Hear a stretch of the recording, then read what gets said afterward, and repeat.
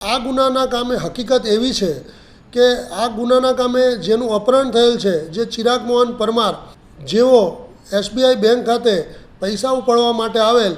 તો એ અનુસંધાને જે એમનું અપહરણ થયેલ, અપહરણના કામે સીસીટીવી ફૂટેજ અને તમામ વસ્તુઓ ચેક કરતા બર્ગમેન ગાડીના નંબરના આધારે વાહન માલિકો તથા જે વાહન લઈને આવેલ તે વ્યક્તિઓની ઓળખ છતી થતાં કાપોદ્રા પોલીસ સ્ટેશન દ્વારા 3 આરોપીઓની ધરપકડ કરવામાં આવેલ. અને ગુનાની હકીકત એવી છે કે આ ચિરાગ મોહન પરમાર નાઓને એક વ્યક્તિ જે અમદાવાદ ખાતે રહે છે તેઓનો ફોન આવેલ અને તેઓએ જણાવેલ કે મારા એક મિત્ર દુબઈ ખાતે રહે છે, તેના 10 લાખ રૂપિયા આવવાના છે અને હું તમારા એકાઉન્ટમાં નખાવું છું, તમારે મને ઉપાડીને આ પૈસા આપી દેવાના છે. પરંતુ ચિરાગ મોહન પરમાર અને તેના બીજા એક મિત્ર તેઓને આ પૈસાને આપવા ના હોય,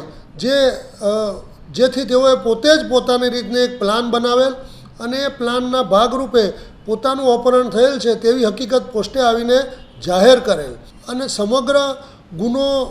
જોતા આ કામે જેનું અપહરણ થયેલ છે તે વ્યક્તિ ચિરાગ મોહન પરમાર તથા કેતન કંટારિયા આ ગુનાના મુખ્ય સૂત્રધાર છે અને તેઓએ પોતે જ